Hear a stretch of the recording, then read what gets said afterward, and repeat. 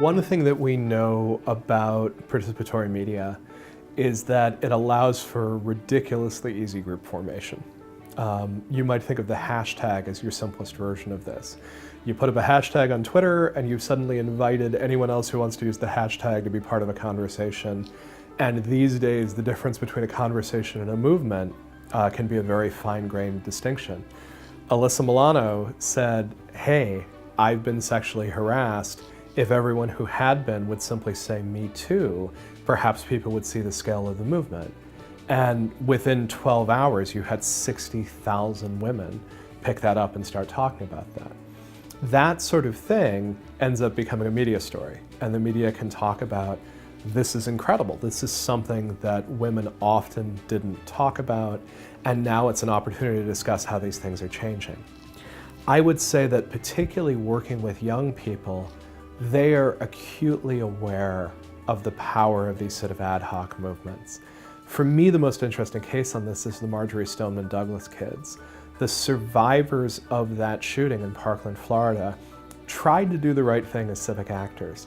They went to the state capitol in Tallahassee. They tried to speak to their legislatures. They tried to get anti-gun legislation passed, and they basically got turned away. In fact, not only did the legislators not meet with them, they passed a bill the same day blaming online pornography for school shootings. And so what the kids did instead was went online and realized that there were a lot of other ways to have power. You have figures like Emma Gonzalez, who ended up building this citizen movement that ended up having marches and sit-ins around this. You have folks like David Hogue, who ended up leading online campaigns that persuaded Dick's Sporting Goods to take assault weapons off the shelves.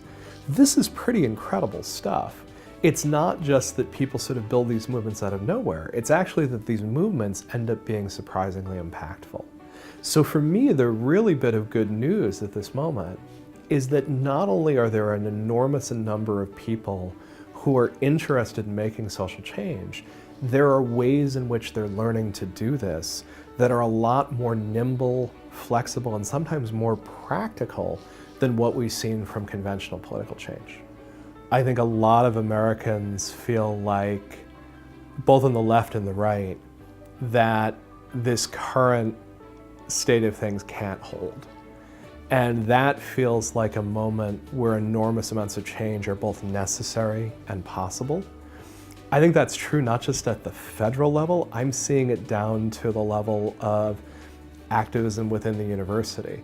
I think people are sort of realizing that these tensions we're experiencing right now are so uncomfortable, they're pulling us apart in such interesting ways, that people have to take action.